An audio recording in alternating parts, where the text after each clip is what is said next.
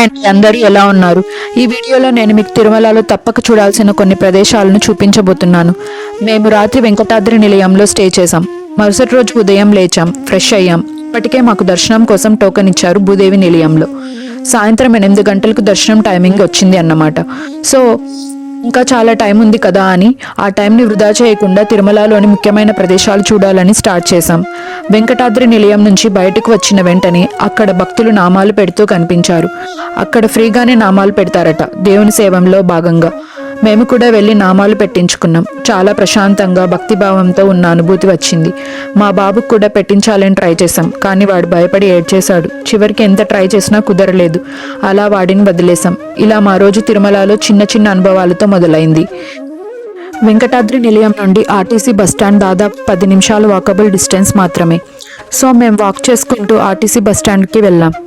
ఇక్కడ మనం ఉన్న ప్లేస్ నుండి తిరుమలలోని పవిత్రమైన దర్శనీయ ప్రదేశాలకు బస్సులు వస్తాయి. ఇక్కడ మొత్తం 6 ముఖ్యమైన ప్రదేశాలను చూపించే టూర్ సర్వీస్ ఉంటుంది. ఈ 6 ప్రదేశాలు చూడడానికి ఒక్కొక్కరికి 120 రూపాయలు ఛార్జ్ చేస్తారు. మీరు ఒక్కొక్క ప్లేస్ అయినా చూడొచ్చు, లేకపోతే అన్ని ప్రదేశాలు కూడా చూడొచ్చు. ఛార్జ్ మాత్రం డిఫరెంట్గా ఉంటుంది. ఇక్కడ 2 వేర్వేరు బస్సులు ఉంటాయి. ఒక బస్ 4 ప్రదేశాలను కవర్ చేస్తుంది, ఇంకో బస్ మిగతా 2 ప్రదేశాలకు వెళ్తుంది. మొదటి బస్సులో వెళ్తే 4 ప్రదేశాలు ఇవి: పాప వినాశనం, ఆకాశగంగా, జపాలి, వేణుగోపాల స్వామి టెంపుల్. సో మేము మొదటగా ఈ 4 ప్రదేశాలు వెళ్లే బస్సును తీసుకున్నాం. ఇంకా మిగతా 2 ప్రదేశాలు శ్రీవారి పాదాలు, శిలాతోరణం ఇంకో బస్సులో వెళ్ళాలి. కానీ నాకు మాత్రం మొదటగా జపాలి దర్శనం చూడాలని చాలా ఆసక్తిగా ఉంది.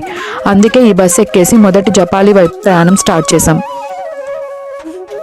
ఈ బస్ రూట్లో స్టార్టింగ్ పాయింట్గా శ్రీ వేణుగోపాల స్వామి టెంపుల్ ఉంటుంది. ఎండింగ్ పాయింట్గా పాప వినాశనం ఉంటుంది. మేము ముందుగా ఎండింగ్ పాయింట్ అయిన పాప వినాశనంకి వెళ్తున్నాం.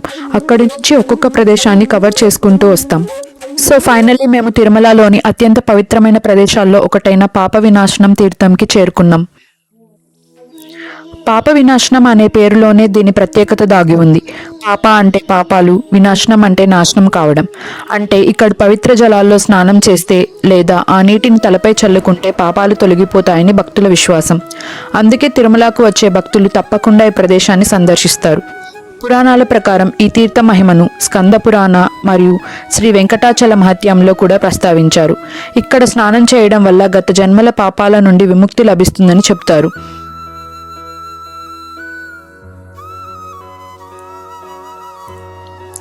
ముందు కాలంలో ఇది సహజ జలపాత రూపంలో ఉండేదట. ఇప్పుడు భక్తుల సౌకర్యం కోసం ప్రత్యేకంగా నీరు వచ్చే విధంగా ఏర్పాటు చేశారు. కొండల మధ్య నుంచి వచ్చే పవిత్ర జలాలు సింహాల ముఖాల ఆకారంలోని ప్రవాహాల ద్వారా కిందకు వస్తుంటాయి. భక్తులు ఆ నీటిని తలపై పోసుకొని ఆశీర్వాదంగా భావిస్తారు. పాప వినాశనం దగ్గర చిన్నదైన చాలా పవిత్రమైన శ్రీ గంగాదేవి టెంపుల్ ఉంటుంది. ఇక్కడ భక్తులు గంగామాతను దర్శించుకొని ప్రత్యేక పూజలు చేస్తారు. పవిత్ర జలాలకు మూలశక్తిగా గంగాదేవిని భావిస్తారు. ఇక్కడ మరో ముఖ్యమైన ప్రదేశం పాప వినాశనం డ్యామ్. ఈ డ్యామ్ తిరుమలలో తాగునీటి సరఫరాకు చాలా ముఖ్యమైనది. కొండల మధ్యలో ఉన్న ఈ జలాశయం చాలా అందంగా కనిపిస్తుంది. ముఖ్యంగా వర్షాకాలంలో ఇక్కడి వ్యూస్ అద్భుతంగా ఉంటాయి. డ్యామ్ చుట్టూ చిన్న గార్డెన్స్, కూర్చునే ప్రదేశాలు, ఫోటోలు తీసుకోవడానికి మంచి వ్యూ పాయింట్స్ ఉంటాయి. ఇక్కడ నిలబడి చూస్తే చుట్టూ కనిపించే శేషాచలం కొండలు చాలా అందంగా కనిపిస్తాయి. ప్రకృతి ప్రేమికులకు ఈ ప్రదేశం బాగా నచ్చుతుంది. ఇక్కడ వచ్చిన భక్తులకు చాలా సౌకర్యాలు ఉన్నాయి. పురుషులు, మహిళలకు వేర్వేరు డ్రెస్సింగ్ రూమ్స్, స్నానం చేసే ప్రదేశాలు, తాగునీటి సౌకర్యం, పార్కింగ్, చిన్న చిన్న షాప్స్, ఫోటో పాయింట్స్ అన్నీ అందుబాటులో ఉంటాయి.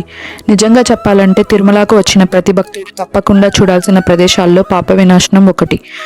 ఇక్కడ భక్తి ఉంది, ప్రకృతి అందాలు ఉన్నాయి, ప్రశాంతత ఉంది. పాప వినాశనం దర్శనం పూర్తయ్యాక మేము మా తదుపరి డెస్టినేషన్ అయిన ఆకాశగంగ వైపు బయలుదేరాం.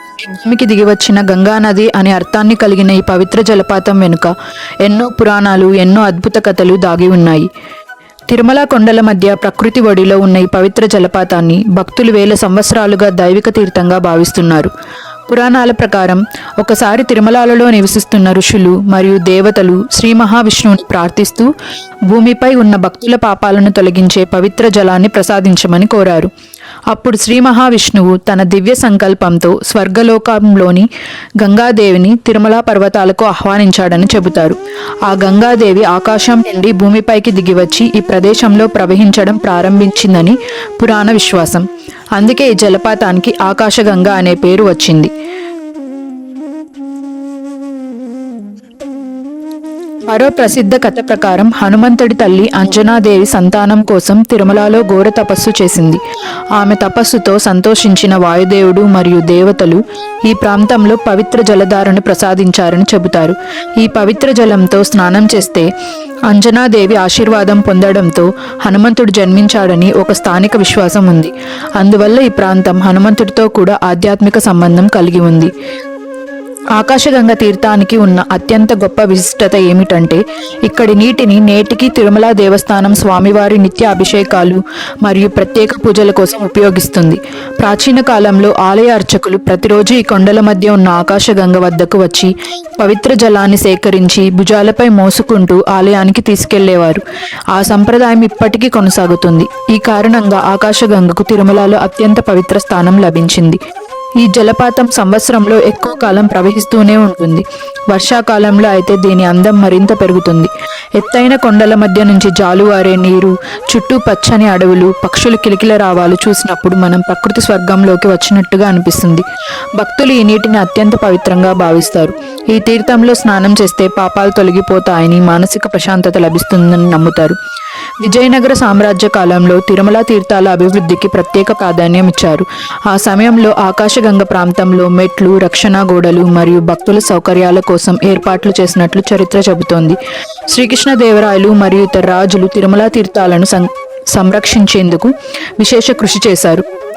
ఈ కారణంగా ఆకాశగంగ నేటికి భక్తులకు అందుబాటులో ఉంది.